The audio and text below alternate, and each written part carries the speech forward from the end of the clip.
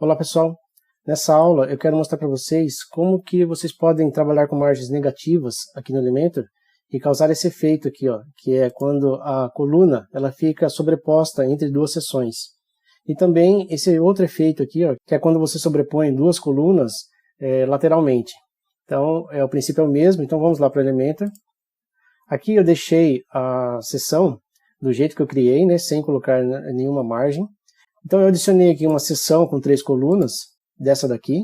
Aí na configuração eu coloquei como sem espaçamento, altura mínima de 700. Eu coloquei essa altura porque eu quero que quando a pessoa abra o site, ele apareça então essa coluna aqui, né, e nada mais abaixo. Aí no fundo dessa seção eu coloquei essa imagem aqui do Porsche, né, coloquei como centralizado, aqui o fixo para fazer o efeito de paralaxe, coloquei para não repetir e preenchimento completo. Aí nessa coluna do meio eu deixei ela um pouco mais larga que as demais. Na configuração, no estilo, eu coloquei um fundo branco para ela. Aqui na borda eu coloquei sólido e com espessura de 10 pixels e essa cor amarela. E aí eu adicionei os textos e o ícone. Para fazer o efeito da sobreposição, você tem que vir aqui em avançado. Aí na margem superior eu coloquei 300. E aí eu tenho que colocar uma margem negativa aqui para fazer com que a margem superior aqui dessa seção de baixo, ela suba. Então aqui na margem inferior eu coloco 250 com o sinal de negativo na frente.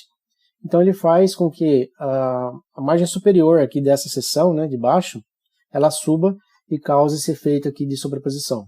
E aqui na parte de baixo, também adicionei uma seção com 2 colunas. Nessa coluna aqui da esquerda, no estilo, eu coloquei também o fundo branco, adicionei a imagem, deixei como centralizado, aqui no anexo deixei default, não repetir e contém. E aí na borda eu coloquei também sólido, 10 pixels, essa cor vermelha.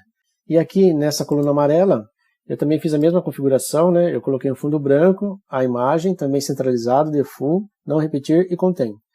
Então eu vou falar primeiro dessa coluna aqui da direita, a configuração aqui das margens. Então você vem aqui em avançado, eu coloquei 100 no superior, para ela descer aqui, né, 100 pixels. Do lado direito eu coloquei 50, para ele empurrar aqui a margem da seção 50 pixels.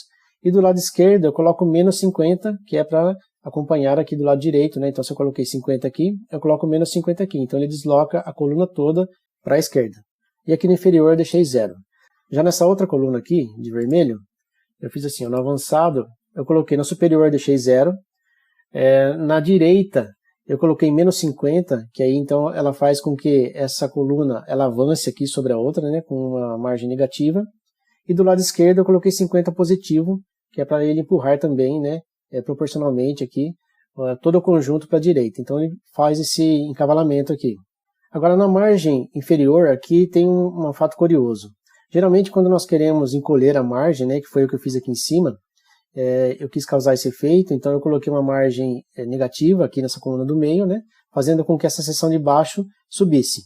Aqui acontece algo curioso que se você colocar uma margem negativa, aqui ó, menos 100, ele causa um efeito contrário, então ele aumenta a margem inferior. Então nesse caso você tem que deixar ela como positivo mesmo, então ele causa esse efeito aqui. É até um pouco estranho de explicar porque seria o contrário, né? Mas dá a entender assim que como a coluna ela só vem até aqui, né, o limite dela é até aqui, se você coloca uma margem positiva, ele força ela a subir. Então seria mais ou menos isso, né? Mas é um efeito contrário do que eu fiz lá em cima. Mas é bom você saber que é assim que funciona. Então se você quer fazer esse efeito, não adianta você colocar aqui negativo, né, que ele vai aumentar a margem, ó, ao invés de diminuir. A menos que você realmente queira fazer um efeito como esse, então você usa a margem negativa. Do contrário, você coloca a margem positiva. E aí ele vai causar esse encavalamento das duas imagens. E aí o Elementor, por padrão, ele deixa a coluna da direita sempre sobreposta à da esquerda. Então o Z-index aqui está com 0, né?